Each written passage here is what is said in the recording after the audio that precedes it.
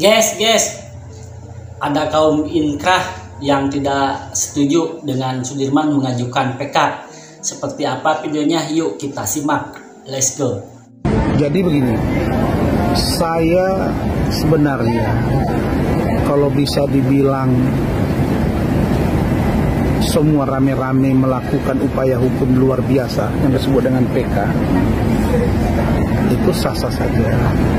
Tetapi kok kecenderungan saya, mari juga kita berpikir di sisi yang lain, bagaimana keluarga almarhumah Vina dan Eki sepertinya terlupakan gitu loh. Saya nggak pernah dengar tuh bagaimana sekarang keadaan keluarga Vina. Ya, itu yang paling sisi kemanusiaannya keluarga Vina. Ya, saya lihat rumah kakaknya si Marliana, ya kan, keluarganya. Mbok, bagaimana perhatian kepada dia? Begitu juga dengan Eki. Nah, dulu orang mengatakan bahwa itu Rudiana dicopot. Saya udah jawab ini tidak benar. Nah, jadi kalau ada upaya hukum Sudirman dan lain-lain sampai mengerahkan 100 pengacara, ya silakan saja. Tetapi saya tahu bahwa mereka ini sudah pernah mengajukan gerasi dan ditolak oleh Presiden Jokowi. Jadi untuk dia dikabulkan PK-nya menurut saya itu agak sulit. Apalagi dengan membuat novum baru, itu akan juga sangat sulit. Nah, ada pun Sudirman ini kan begini, dia katanya selama ini ditahan di satu tempat, gitu ya. Kemudian baru saja dikembalikan. Itu tidak ada maksud SOP yang dilanggar oleh polisi, tidak. Itu hanya bagaimana supaya Sudirman jangan dipengaruhi orang. Karena ada dugaan kuat para terpidana ini dipengaruhi oleh sekelompok atau orang per orang yang berkepentingan di kasus ini. Nah, contohnya dulu kan ada orang yang sangat berapi-api. Nah, sekarang udah maju jadi calon kepala daerah, udah senyap itu gitu. Nah, yang gini-gini ini menurut saya kalau sudah dimulai ya akhiri, bantu sampai selesai.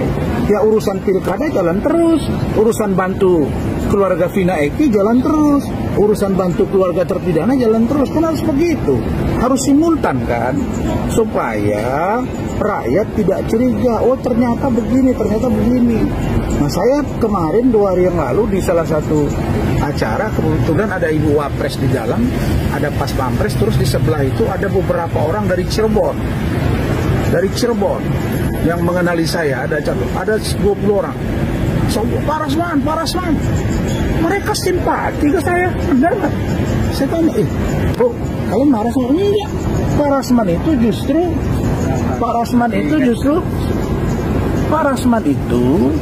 justru orang yang berdiri di tengah. Itu kata mereka ke saya. Ada juga di situ dari Purwakarta. Mereka juga menyatakan dukungannya gitu. Jadi karena saya berbicara by data dan menggunakan argumentasi yang logik. Dan kalau dia tidak sama penerapan hukum dengan yang logika yang saya pahami, saya pasti nggak akan setuju dengan menyampaikan pendapat itu. Jadi kalau pendapat saya sampai dengan sekarang, saya yakin satu, PK-nya Sakata tahu ditolak. Kalaupun ini maju, ya itu silakan saja Bang Jutek Wongso, ya kan, silakan saja Bang Ruli. Dan yang perlu diingat, saya dengan Pradi tidak pernah bermasalah. Karena ada yang coba mengadu domba kemarin, tidak ada. Dan kalau ada oknum yang tidak nyaman dengan saya, buktikan apa yang membuat Anda tidak nyaman. Karena saya dengan Bang Otto Hasibuan saja sudah satu panggung. Dan tidak ada persoalan pribadi yang kami saling menyerang di situ. Saya menghargai Bang Otto senior saya.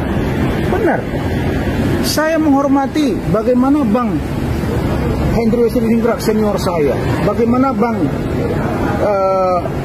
Fredrik Tunadi senior saya. Ketika saya di Pineng minggu lalu, saya ketemu Bang Ruhur Sitompul juga. Saya ini junior dari mereka. Tidak ada itu. Kita ini justru kalau ada yang agak terlalu maju ingatkan, Man begini, itu lagi senang. Dan saya appreciate Bang Otto Hasibuan, orangnya sangat care. Malah beliau bilang ke saya, kalau ada yang nanya Man, Bang Otto ini, kalau ada yang nanya Man, bahwa katanya Pradi, DPN Pradi yang dipimpin oleh Bang Otto tidak mau sepanggung dengan Rasman, salah besar. Jawab aja.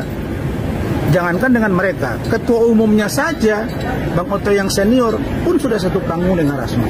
Dan lihat di situ, adakah kami saling mencela? Adakah kami saling ribut? Enggak. Di situ beradu argumentasi hukum dan saya belajar dari cara mereka. Jadi ini dalam rangka membangun pemikiran untuk hukum yang kita pahami dengan dalih kebenaran yang kita yakini, begitu. Hukum, tapi nggak salah ya Bang, Sudirman ini sudah menunjuk kuasa hukum dan akan mengajukan PK. Gimana Bang, komentar Bang? Sudah, enggak apa-apa. Enggak apa-apa, dan saya lihat Polda Jabar memberi ruang itu. Artinya tidak ada masalah, kan selama ini dicurigai seolah-olah dia disembunyikan oleh Polda. Ya kalau dia tunjuk ya sudah, monggo. Nanti kita lihat prosesnya. Enggak ada, semua transparan. Semua transparan, berlangsung sesuai dengan harapan. Tidak ada yang dilebih-lebihkan. Sebagai informasi di mana Sudirman adalah salah satu terpidana kasus pindah Cirebon yang akhirnya bisa melakukan perlawanan dan dia akhirnya bisa mengajukan peninjauan kembali untuk membuktikan bahwa dirinya tidak bersalah. Tak sendirian, Sudirman juga didukung 120 pengacara dari Peradi dan langkah awal perlawanan Sudirman ditandai dengan pencabutan kuasa dari pengacara yang ditunjuk oleh Polda Jawa Barat. Sudirman juga membuat surat pemindahan kuasa kembali ke Titin Prilianti dan Peradi. Nah, kubu Sudirman juga bersiap mengajukan peninjauan kembali bersama 6 terpidana lainnya. Perlawanan ini dilakoni Sudirman setelah sulit ditemui dan dikabarkan hidupnya penuh dengan kemewahan. Awalnya Sudirman sulit ditemui sejak dipindahkan ke rutan Polda Jawa Barat pada 23 Mei 2024 lalu. Nah, Sudirman sempat hanya bisa ditemui oleh ibu dan ayahnya saja di ruangan di Kirimun Polda Jawa Barat. Bahkan saat dipindahkan ke Lapas Bancai Bandung, Sudirman juga sempat sulit ditemui. Keluarganya sempat tak bisa menjenguk lantaran adanya surat pernyataan yang ditulis Sudirman bahwa dia tidak mau ditemui siapapun. Akhirnya setelah bernegosiasi dengan petugas di Lapas Bancai, Titin Prilianti pun berhasil menemui Sudirman. Padahal Sudirman sendiri mengaku ingin bertemu dengan kakaknya dan kedua orang tuanya. Bahkan mereka berpelukan sambil menangis saat pertama kali bertemu. Surat pernyataan itu ditulis tangan oleh Sudirman dan mengatakan ingin memilih pengacaranya sendiri. Nah, surat pernyataan yang ditulis Sudirman itu kemudian dibawa oleh Bu Titin Prilianti ke Peradi untuk diketik ulang, lalu diserahkan ke pengacara yang ditunjuk oleh Polda Jawa Barat. Kini Sudirman pun sudah resmi kembali mempercayai kuasa hukumnya kepada Bu Titin. Dengan adanya surat kuasa itu, Bu Titin dan Peradi pun akan segera mengajukan PK Sudirman. Nah, kini Bu Titin dan tim pengacara dari Peradi tengah mengusahakan agar Sudirman segera dikembalikan ke Lapas Cirebon lagi. Sementara untuk pengakuan Sudirman di peradilan Peggy Setiawan, Bu Titin mengaku kliennya itu terpaksa. Yang sebelumnya nasib Sudirman terpidana kasus pindah Cirebon memang benar-benar ngenes setelah dikabarkan raib dan tak diketahui keberadaannya. Sudirman kini malah dinyatakan tak bisa mengajukan peninjauan kembali atau PK hanya gara-gara Sudirman mengaku memukul Eki. Nah, diketahui Sudirman satu dari 7 terpidana kasus pindah Cirebon disebut kini ditahan di Lapas Bancai, Bandung, Jawa Barat.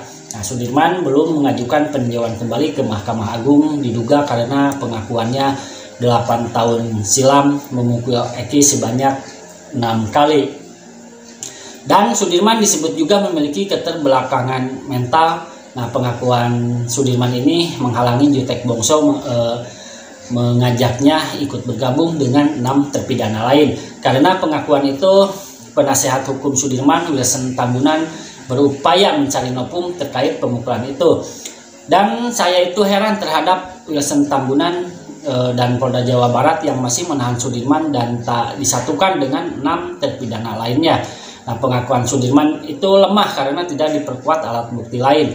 Sudirman tidak bisa serta-merta dikatakan sebagai pelaku karena didasarkan dari pengakuannya saja. Ini harus dibuktikan dengan 2 alat bukti, kira-kira ada enggak. Nah, yang mengatakan dia memukul ini yang sampai sekarang tidak terbukti. Scientific crime investigation ini tidak pernah dibuktikan, pengakuan nanti hanya di akhirat saja.